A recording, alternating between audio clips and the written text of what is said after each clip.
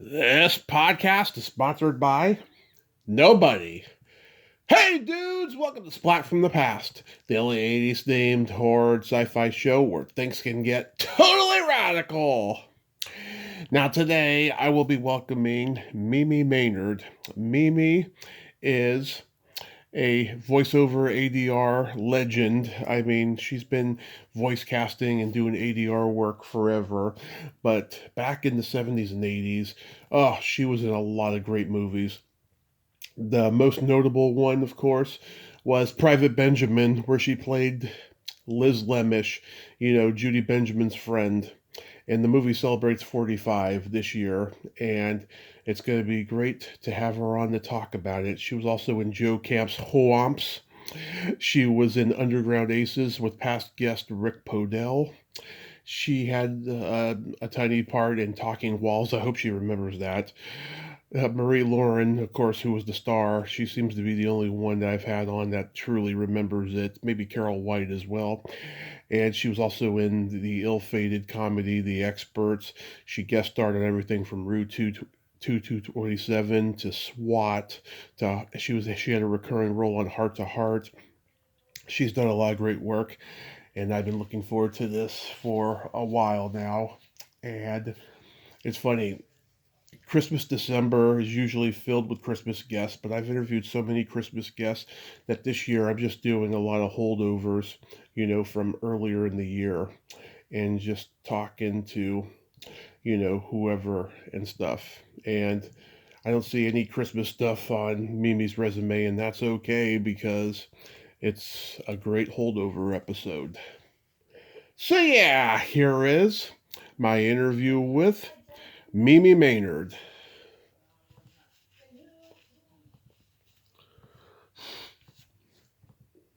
So, going back in time, did you gravitate toward acting early on in your childhood? Yes, when I was a fetus. Yeah. You were a fetus? As you can see, I have no sense of humor. Yeah, so like how old were you when you started gravitating toward acting? I would say I started gravitating toward acting when I was a little girl. So I would say probably,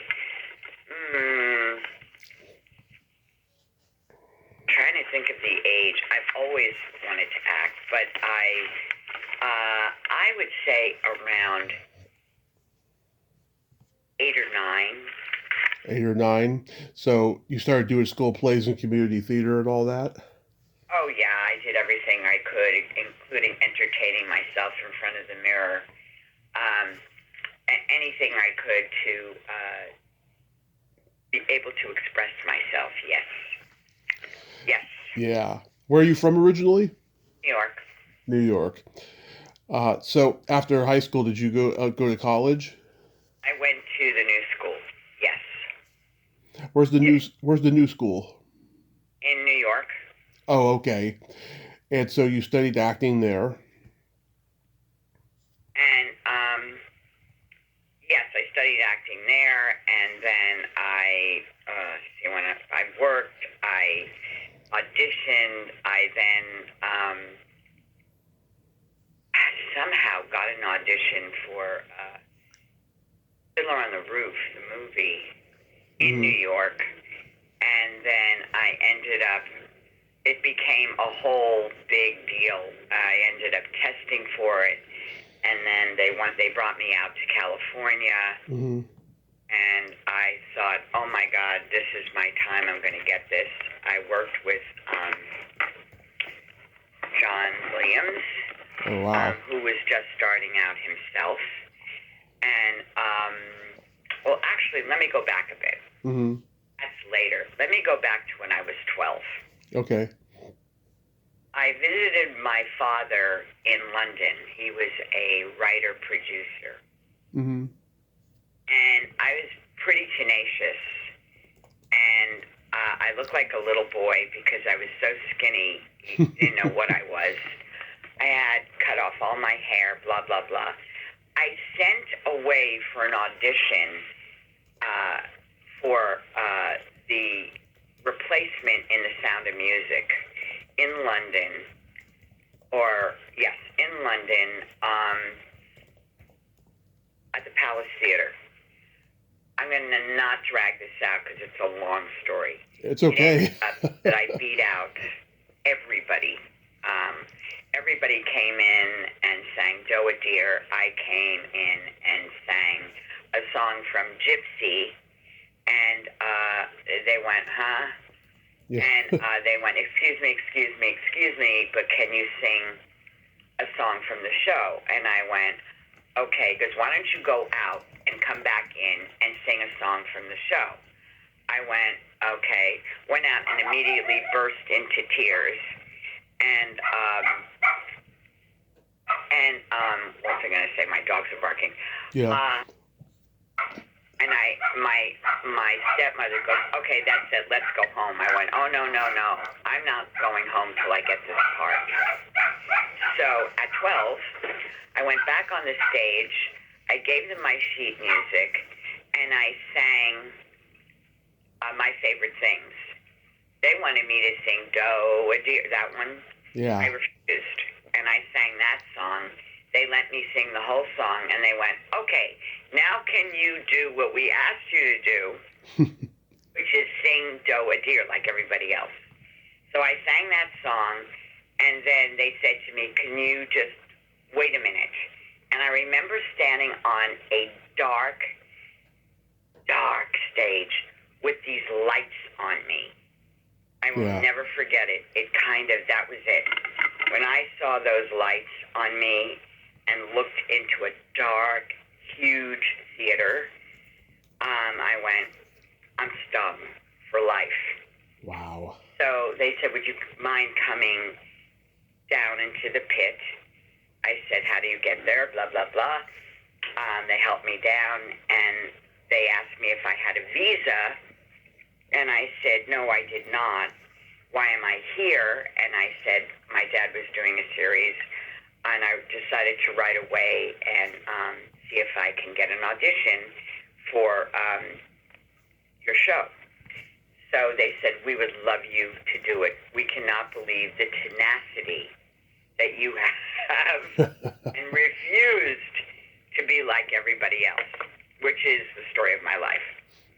Same here. So I get the role, and my mother in New York said, you aren't doing this at all till you graduate high school.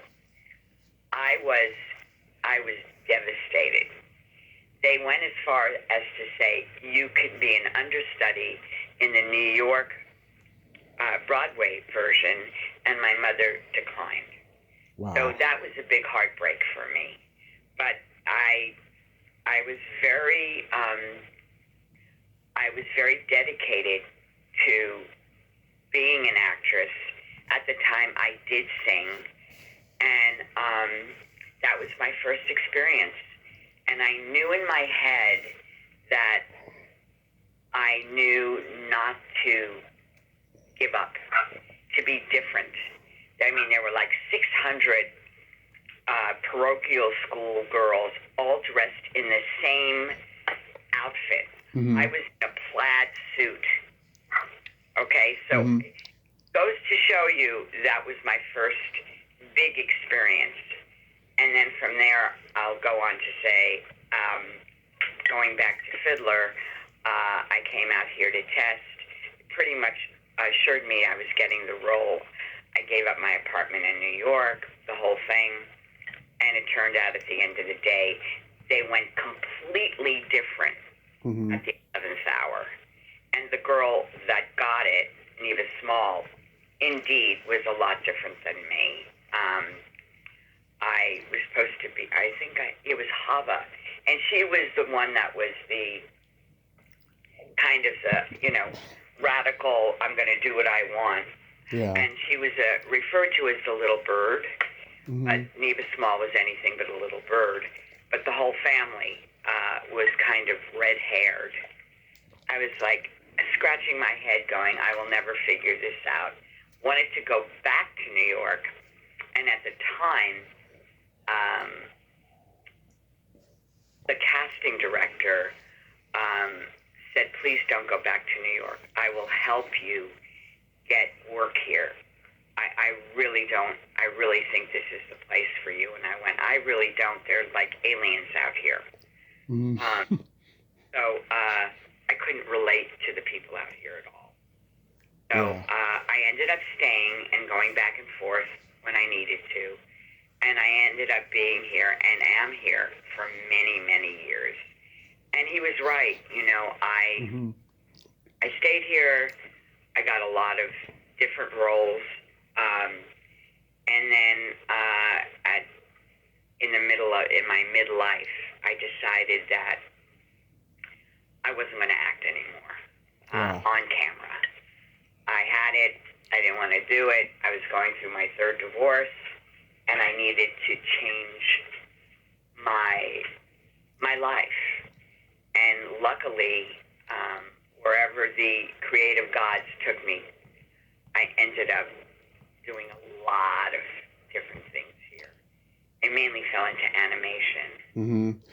Were you pretty upset at the time that you didn't get Fiddler? Oh, I was shocked. I was shocked. I was insulted. I had auditioned so many times. And it was a process. I started in New York and kept going back. They kept matching us. Then I'd go back. It was months, really. And then they finally brought me out here. And I said, oh my gosh, I'm just going to get this. And I think it really was about a physical thing. And Neva Small at the time was on Broadway. We had the same agent. So either way, the agent was going to win. You know what I'm saying? Yeah. So, I was pretty shook up.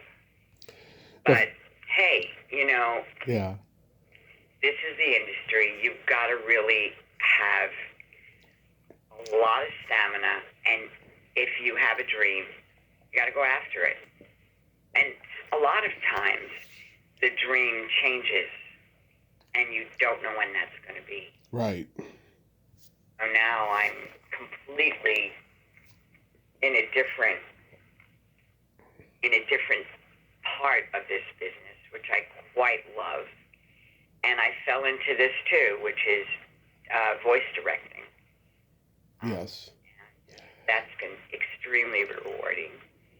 And I have, with my partner, Paulette Lifton, a very successful voiceover school. We started as an animation school for actors, and now it's like we're everything, and we're international. So it's been, again, another blessing. And we really took off during COVID. Go figure. That is awesome. So, yeah, that's what it's been like. But, yeah, I have had a very pretty interesting career. I've been in this business. I'm happy to say for 50 years. Yeah. Yeah. So the first acting credit on your IMDb is Owen Marshall, Counselor at Law. You guest starred on. How was that experience? Oh my God, it was hilarious. I did that. Lindsay Wagner was in it, and it was. Oh my God, it was a lot of fun. You know, you're going way back. That's what I do. Some of this stuff I did under another name because I was under Mimi Maynard for years, and then I changed my name to Mimi Maynard later on. But I did a lot of stuff under Safian. I did very successful movie of the week. Yep. I'll go ask Alice.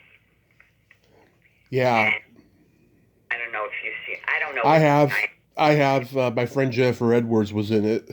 Oh yeah, I love her. Love her so much. We're friends, and we speak a lot, write a lot on Facebook. Yeah. Yeah. That we met there. Yeah. He was a teenager. Yeah, I love that scene when they're at the pot party getting high and Traffic's Dear Mr. Fantasy is playing. That's my favorite psychedelic song, I'll tell you. Oh, hilarious. Well, you've had quite the the life yourself. I read all about you.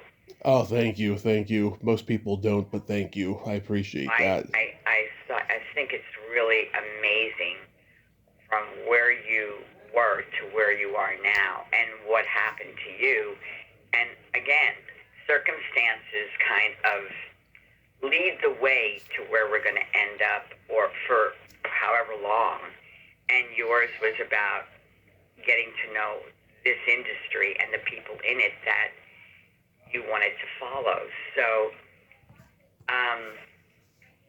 I really admire you. Thank you. Now that I've read everything about you, I really talk about tenacious and courageous. That is definitely you. Thank you. I appreciate that so much. It's been a wonderful ride that keeps on going, I'll tell you. Yes. And you just look, as long as you're having fun doing this, Mm-hmm. and you do it. Yeah. And you do it till you don't want to do it anymore. Or something more interesting comes along and you jump on that boat and you go, okay, let's go on a ride with this. And that's what I've always done. And, it's definitely ups and downs. It's definitely trial and error. But for the most part, I have to say I've been very blessed. You did the Magical World of Disney, Michael O'Hara the Fourth. I watched a little bit of that the other night on YouTube. It starts with you and two teenage girls watching the old lady shoplift. Yes. And I played, I think her name was Babs, as I remember. I had the time of my life. It was a movie of the week for a pilot for a series that unfortunately wasn't picked up. Yeah. And that was one of the funnest shows I worked on. Had a ball. Mike McGreevy's a great guy. I've had him on. Oh, is he still around? Yeah. I mean, he does the nostalgic autograph shows and what have you and stuff. But like, this was like one of the last acting roles he did, and then he wrote that Ruby and Oswald TV movie, and then he was on Fame for a lot of years as a writer producer. Right. Yeah. He told me that show got his kids through college. I mean, they signed a big syndication deal that lasted a long time. Oh, I'm thrilled. God, I'd like to talk to him. He's on Facebook. Oh, Mike McGreevy. I should tell him it's Mimi. Well, he knows me as Mimi Staffian, but I will definitely reach out to him. Yeah, you should. You should. You did some episodes of Room 222. That was a groundbreaking show. Yes, I did. I think I played Kurt Russell's girlfriend in one. I did 2 or 3 of them under the name Staffian, I believe. And and that was very fun. I think Ed Begley and I did one together. I'm not. Yeah, that's the Kurt Russell one where he's an activist. Yes. So I did that one. You're going way back. I did Medical Center. Yep. I played a dying doctor or student or whatever, and I fell in love with Peter Strauss. That's all I remember. I went, oh, forget the show. I'm in love with Peter Strauss. I loved him. I thought he was great. Great, funny, intelligent. Like, I went, you're such a terrific actor, but he was almost too smart. Yeah. An actor in a way, because he was so prolific. Yeah. And well read. I don't know what he's doing, but he'd be wonderful to interview for you. I know that he went into the citrus industry and stuff. I love Space Hunter, that sci-fi movie he did in the early 80s. But Peter Strauss is great. Terrific guy, yeah. Yeah. You did an episode of SWAT with Sal Mineo in it. Did you work with him? I don't remember. The interesting thing of Sal Mineo, the thing that was interesting, and Streets of San Francisco I did too. Sal Mineo, all I know is I was a drug addict. Mm-hmm. And oddly enough, one of my real husbands at the time, no, not at the time, years later, James Keach, was my pimp. Yeah. And we never knew because we never had any scenes together. Is that hilarious? Yeah. We were in the same episode. So there you go.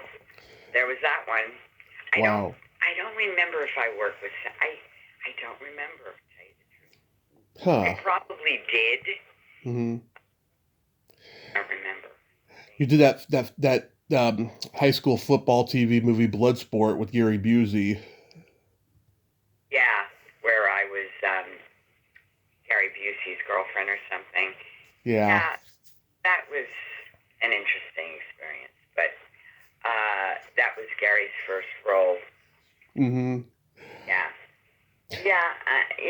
I worked with Michael Lembeck on that, who I've been friends with for years. Yep. And I had his wife on earlier in the year. Lorna. Yep. Lorna. Yeah. Yeah. She's had an interesting turnaround in her life too. Yeah. Absolutely. Yeah. How was working with Bill Dana and Harrad Summer? Oh my God. Hilarious.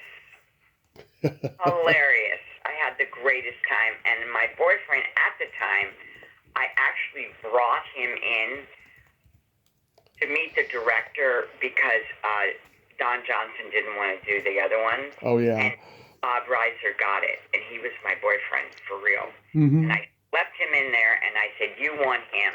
And they cast him. I'm the connector. I just connect people. No matter what I'm doing. So yes, it was a lot of fun. A lot of fun. Underground Aces, loved it. Loved working with Bobby Hedges, Melanie Griffith. Rick Podell. Yes, Rick was very funny. He's a funny guy. I've had him on. And yes. God, he's so full of energy too. I can see why he's been successful at teaching, you know? Yeah, he's an interesting guy because he comes off as very caustic. Yeah.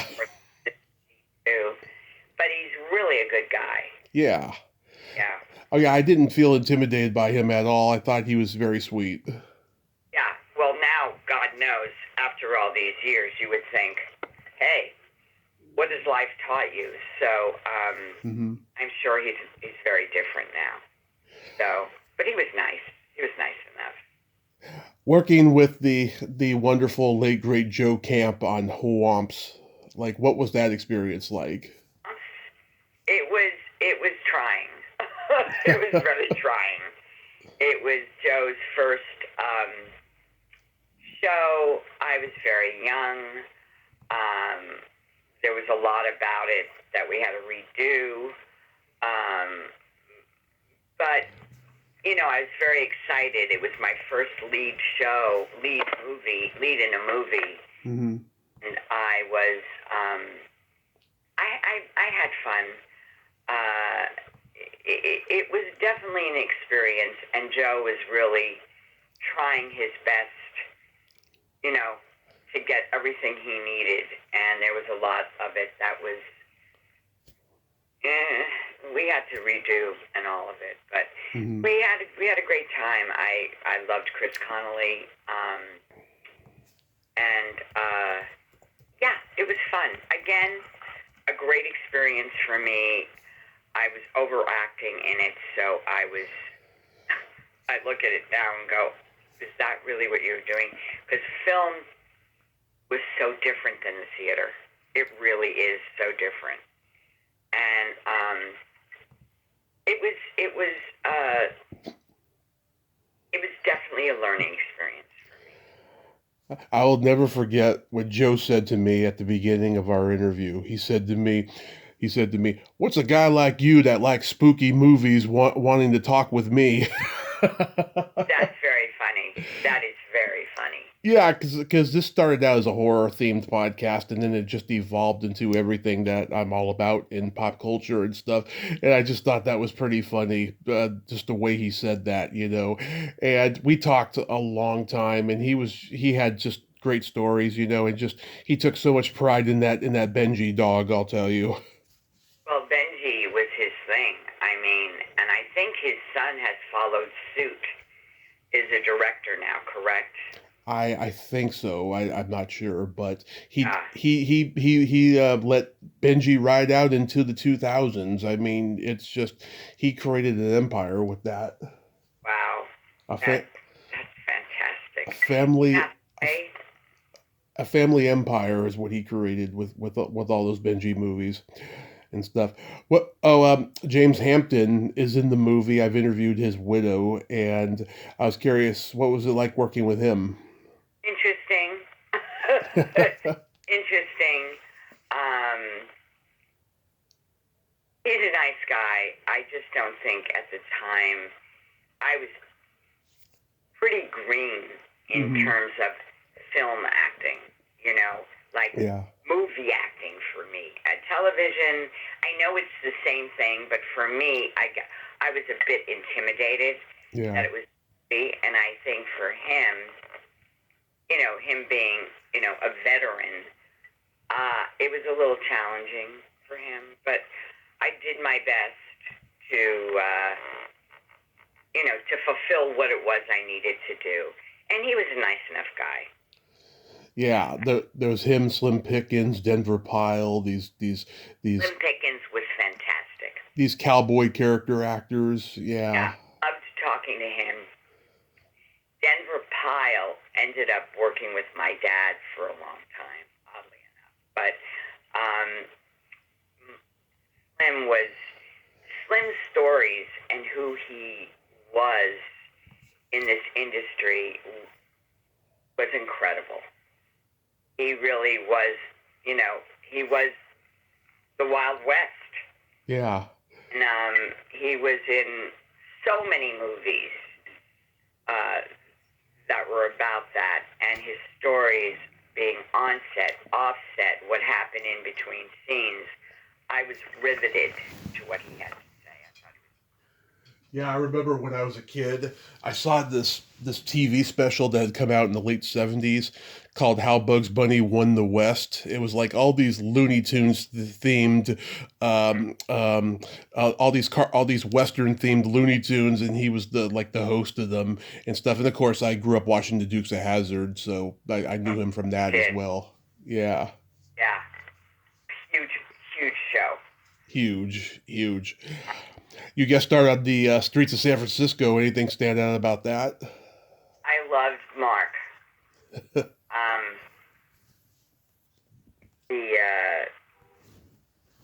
what's Mark's last name? Mark, you said?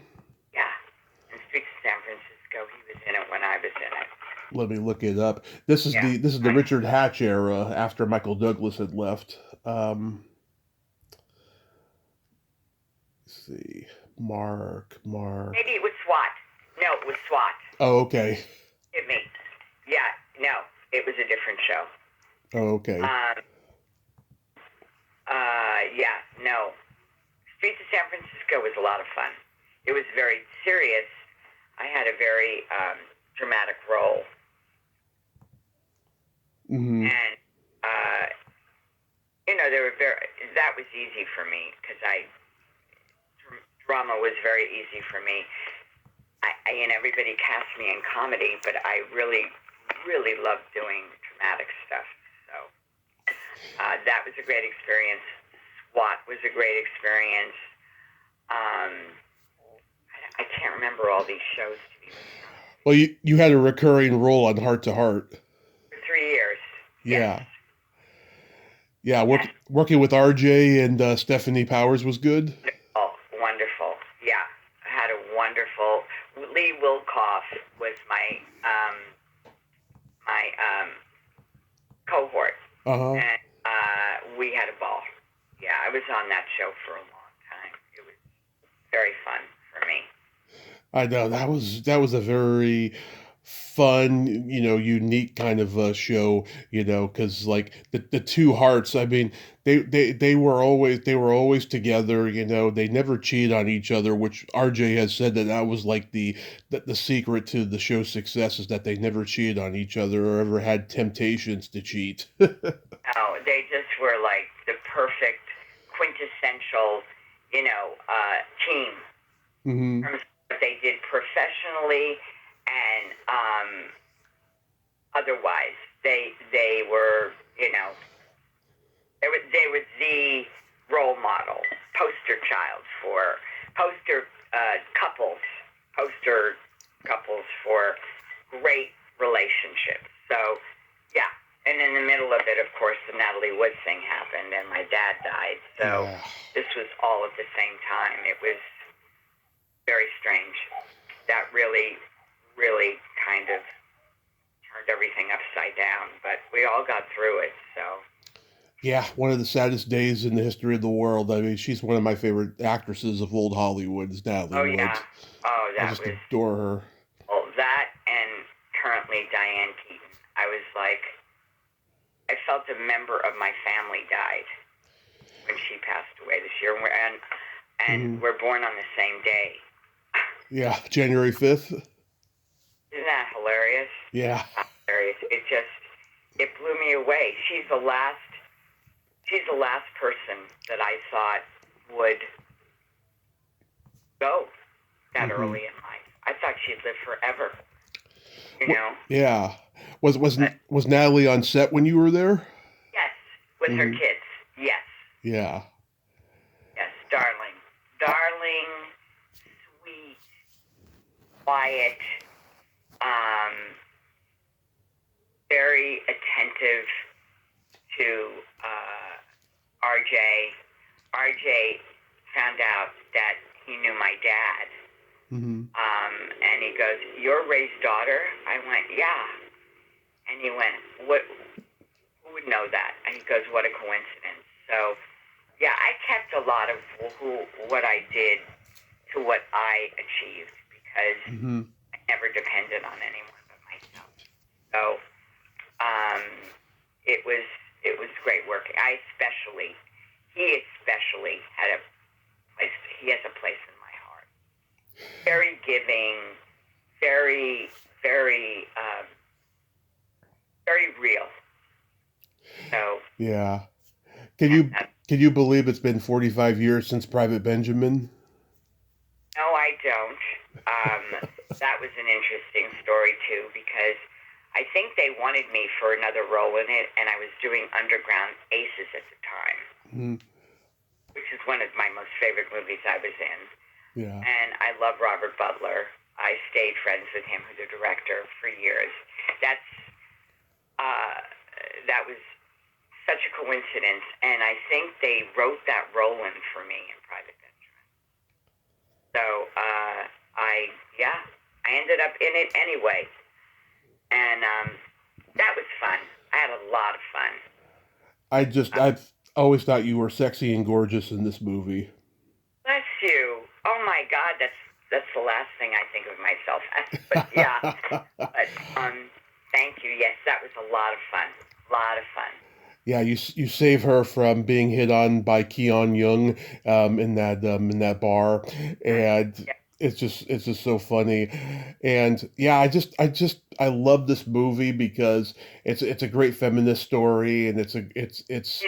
It's one of the first, actually. yeah, this is when Goldie's like persona really takes off as an actress and a star on screen too, and she's playing this rich girl that doesn't have any knowledge outside of the world of being rich, and a lot of hilarity ensues. Perfect. And it was Armand's first role, and he was scared shitless. Yeah. Scared shitless. Because we spent a lot of time talking to each other, and he was like, "Oh my God." I went, "Oh, you'll be great."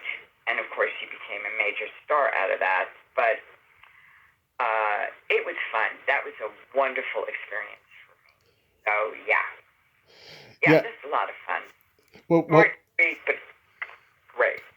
I know, and the funny thing is your ex James Keach played Goldie's ex in Wildcats. Yes, I was with him and coached him for that role. Well, he did a perfect job just playing that just that irritated ex-husband in that movie. Yes, and then it really happened in life. Yeah. No, just kidding. I'm just kidding. I love that. Yeah, that was the to put that in. But yeah, I coached him. Yeah, we coached each other a lot for things, and that was one of them. It was in Chicago, and don't leave, I need you. I went, I'm right here. So he had a great time. Yeah. We did a lot of stuff together, James and myself. That was the first movie of Goldie's I ever saw too. And Oh, really? yeah, and our football coach in high school used to sing the theme song to that movie in the locker room all the time. Oh, how funny. Yeah. And Howard Zieff, directed Private Benjamin. Like, what was he like as a director? It was it Howard or what's her name? Not was it Howard that directed it? Yeah. Oh no, she was the writer. What am I talking about? This is what I'm talking about. Oh, Nora Ephron? It's like I blocked out those years of my life. Mm-hmm. He was lovely. Yeah. Lovely. Actually, lovely. Sweet. Pretty much just said, be yourself. Just be you. Be you, Mimi. And I went, okay. And that's what I did. Yeah. But yes, that was a very fun, very, very fun set. And Goldie was a doll. We were giggling and laughing. And, yeah, she's a sweetheart. Very down to earth. And just loves to have fun. And that's me. I love to have fun. So, yeah, that was a great experience. Yeah, it's such a great movie. Okay, you probably don't remember this, and normally when I have people on who had a tiny part in this, they generally forget it. It's called Talking Wall. Steven Verona directed it. Oh, yeah.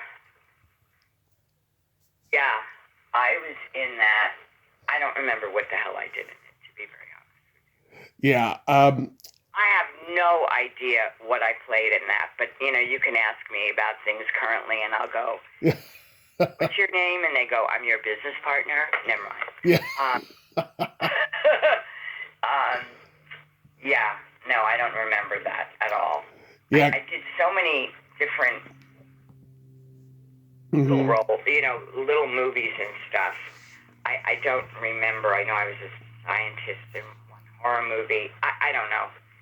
Do you remember what I played in it? Because I have no idea. No, it's funny. I've seen the movie so many times, but the movie is so fast-paced because the movie's about this guy who's trying to do this thesis about sexuality, and he's meeting up with weirdo after weirdo about stuff, And there's certain ones I remember and stuff. My friend Carolina White, her and this other actor, they're like in the back of a pickup truck in a hot tub.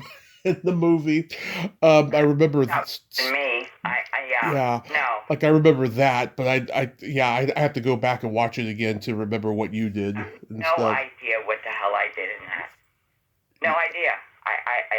I remember the title, but no, it doesn't stand out for me. Yeah, the lead actress is a friend of mine, Marie Lauren. She told me the movie has a much better cut of it, but it's never been seen, and she doesn't know how that movie just ended up being released so scatteredly and everything like that because a lot of those movies were released scatterly at that point. So right. Very, very different industry now, I'll tell you.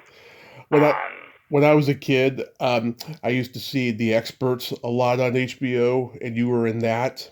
That was one of the greatest all-time experiences of my life.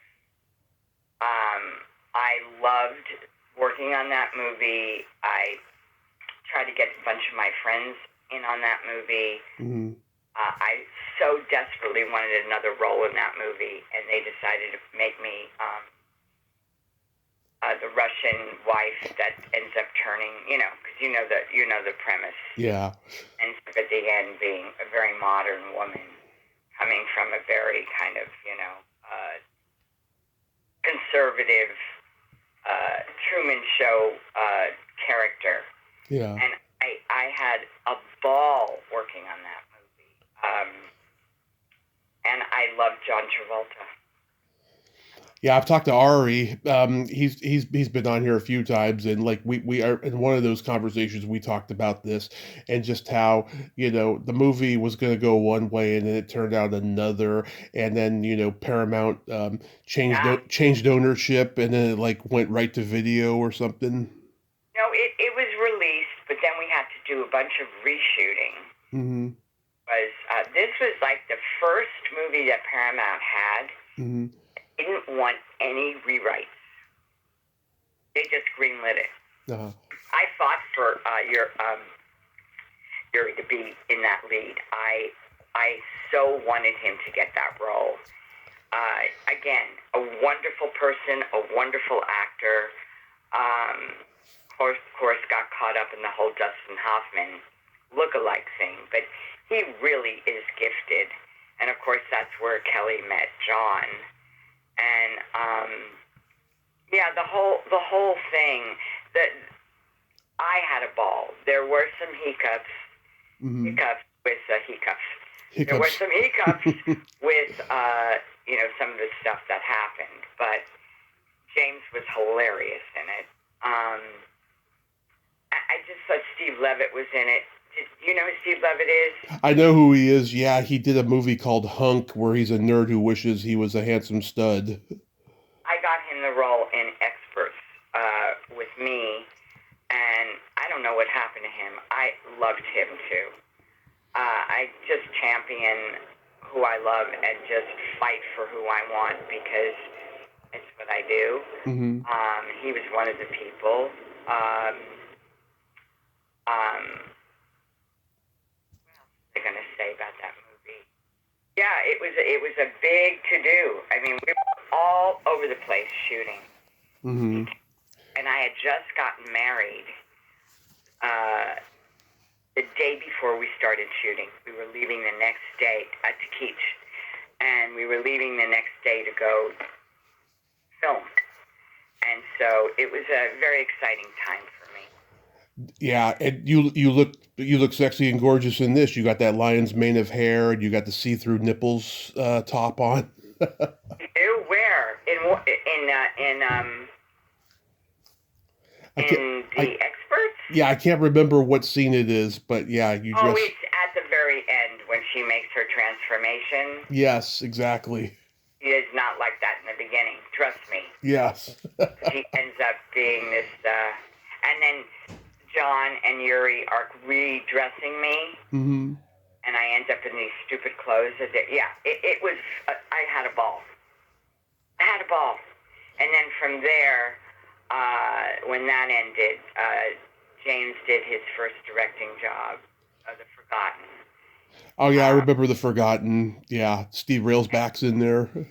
Yeah, that was a whole story because they didn't want me in the role, and I had a fight to be in that movie of the week because it was their first movie of the week that was going abroad, and they wanted a German actress, and I said no, and I got everybody to stand up for me too, and I ended up getting the role, learning German, and winning the ACE Award.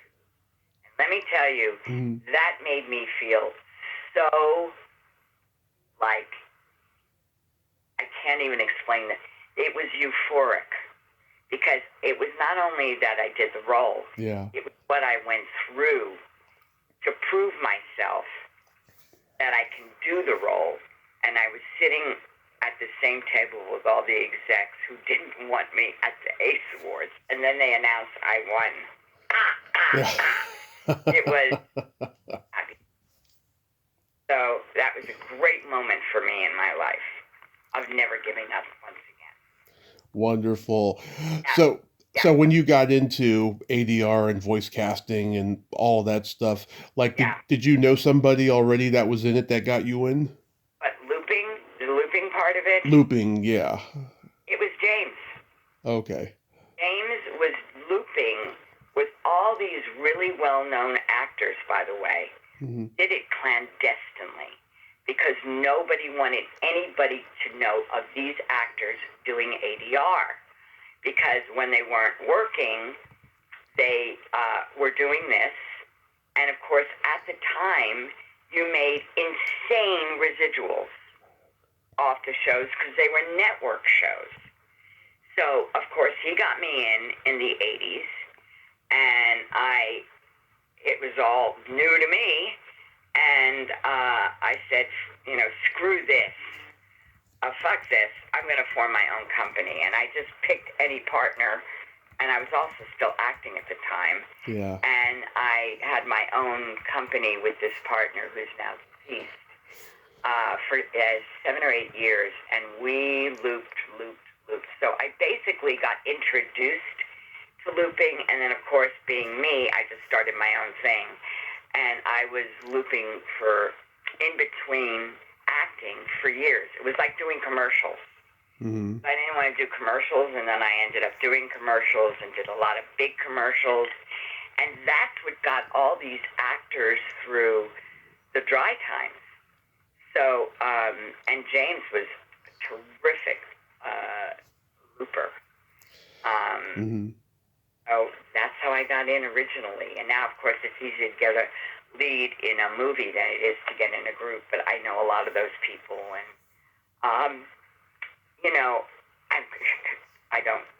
I've come such a long way. I love doing voices in animation. Yeah. And Terry Douglas, who was one of my first people, her first job as a looper, who was a big ADR person, does all of Pixar's movies now. Put me in a bunch of stuff recently. He does everything. Mm-hmm. Yeah, I did that for years. I was on Desperate Housewives as a looper for 8 years. Yeah. And that was a moneymaker. And now, unless you're doing NCIS or, Chicago, whatever it is, Fire, any of the network shows, Grey's Anatomy is still on. Those are the shows that bring you the moneymakers. They're the residual shows, but far and few between now. You did voice casting for movies that were a huge part of my childhood. Troop Beverly Hills, Who's Harry Crumb, Blind Fury, Kindergarten Cop, The Ambulance, Red Shoe Diaries. I just had Bridget Bacco on the other day. Clifford, Stuart Saves His Family. Wow, those are great movies. Yeah, I did a lot. I fell into casting, and then from there, so many other things happened, but I ended up in animation. Yeah. And that was my love. Still doing voices, of course, but I ended up in animation, produced 6 or 7 animated features with N-Wave Pictures, and my partners at the time, Dominic Paris, who you should have on, and Gina Gallo. We were partners for many years on a lot of the features we did. And we cast. Dominic wrote a lot of it. I helped develop. Mm-hmm. And then voice directed. And that was my entree into voice directing. And so from that, I ended up falling into dubbing directing because I was in a show, and I had at the time, pre-COVID, I played the devil in one of the shows for them, and I met the head of dubbing at the time. And I walked over to him, and he thanked me for being in the show. He goes, "Oh my God, it was such a great show. It was a French series called Marianne." And Joe Lynch directed it, who is also a film director. And I said to David McClafferty at the time, I said, "If you ever need directors, voice directors, that's what I do." And his eyes lit up. I went and had a meeting with him.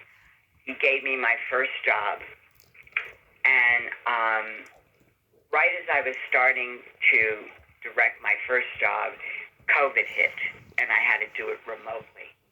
and I'm about as technically savvy as a doorknob.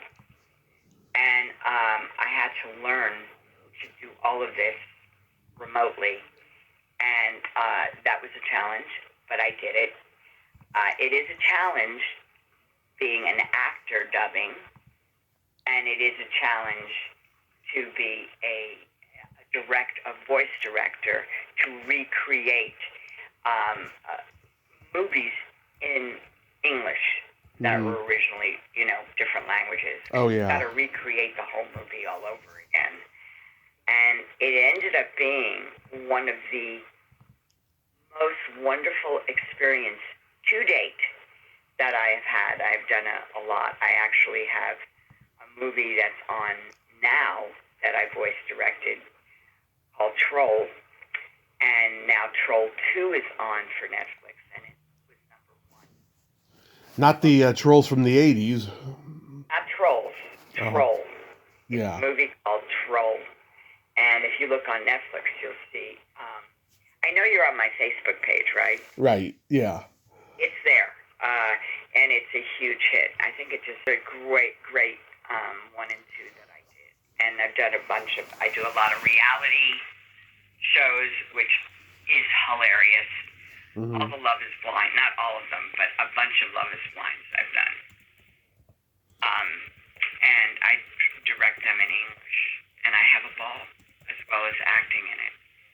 So nice. That's what I've been doing, and then I executive produced a movie you should see, and I believe you should interview Dominic Paris. It's called Dead Bloom. Mm-hmm. We did that this year, and I think it's going to do very, very well. It's very gory, but it's also a lot of fun, and I think it's going to do very well. Nice. What else do you got coming up? Let me see.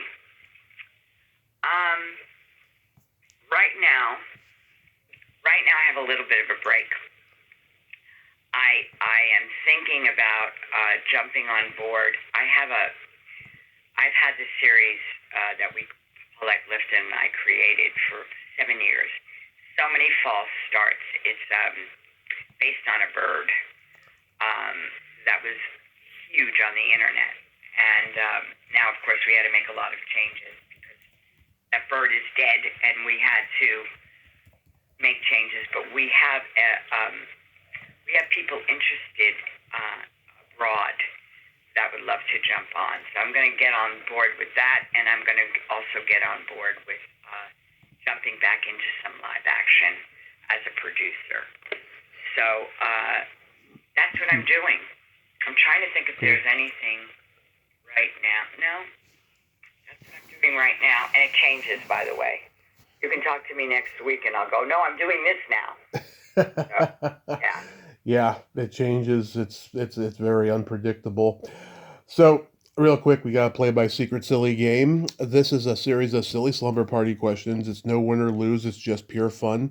And how the game works, Mimi, is I ask you the question, you answer it, and then you ask me that exact same question, and I answer it. And feel free to comment on the answers because they might be funny. Oh, okay. I have no idea what this is going to be, but I'll do it. Mimi, are you ticklish? Absolutely. Are you ticklish? Yes, very ticklish. I'm baby ticklish. I get very squirmy when I'm tickled. Great. Is your belly button an innie or an outie? Innie. Is your belly button an innie or an outie? It is also an innie. See? Great people have innies.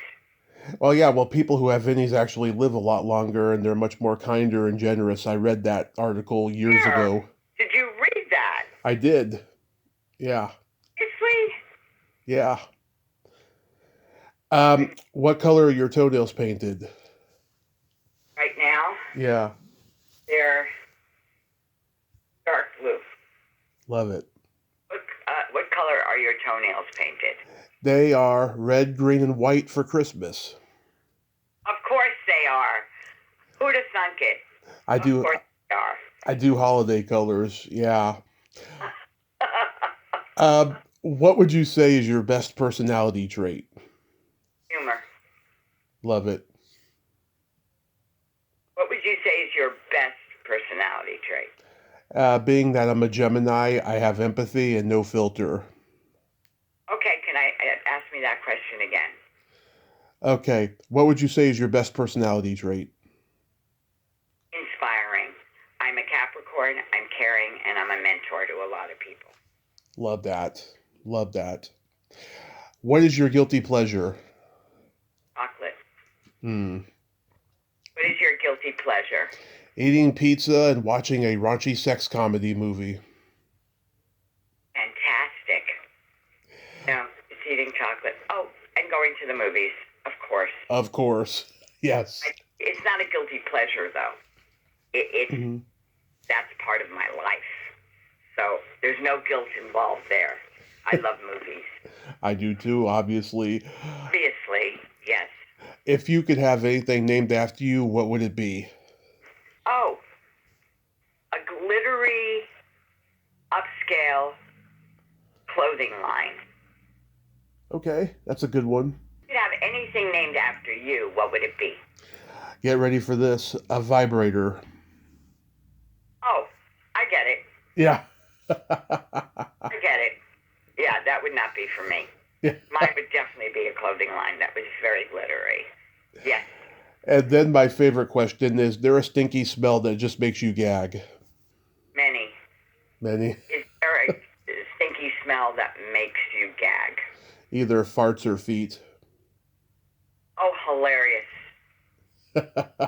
Always go there because there's so many smells. Mm-hmm. Like if you mention a country to me, Mm-hmm. I know what they smell like sensorily, and Yeah. I'll never go there because I know what they smell like. Isn't that funny? Yeah. If you mention India to me, I'll go, no, can't go there. Why? I can smell it from here. That's Uh-huh. They go, what? I went, I can smell it from here. No. it's the New York girl in you. It's the New York girl in me. Yes, it is. I have a joke for you. Okay. What do you call a boy that doesn't masturbate? An enigma. A liar. Okay. That's the truth. Everyone's always guessing the punchline to that joke. Enigma, I've never heard that one before. That's pretty funny. Well, I told you I come out with things. I don't even know where they come from. It's the New York girl in you. It's the New York girl in me. Mimi, thank you so much for coming on today. You are just so delightful. For having me and being so persistent about making sure I did your show. And I went, of course, I'll do your show. And good luck with everything. You're a hero. Oh, thank you so much. That means a lot. Yes, persistence is one of my many middle names. And I hope you have a happy holiday season. Merry Christmas, Happy Hanukkah, and Happy New Year. Yes. Happy everything. Thank you so much. Bye-bye. Hey, God bless. God bless. All right. Toodaloo. Toodaloo. Well, there you have it. Mimi Maynard, ain't she a sweetheart? Oh my God, she is hilarious, and she's a great storyteller and very passionate about what she does. I enjoyed that conversation. Yeah, we started talking about doing this like over a month ago, and we finally made it happen today. That was just a fabulous conversation. And yeah, I mean, if you're watching a Pixar animated cartoon and you're wondering why everyone's voice sounds so good, you can point the finger at Mimi Maynard because she is great at what she does. She is fabulous at what she does in the voiceover world and ADR and the casting and all that stuff. She's a voiceover renaissance woman. Well, until next time, this is Tommy Throwback Kovac saying there's no shame in living in the past because the present sucks. Later, dudes.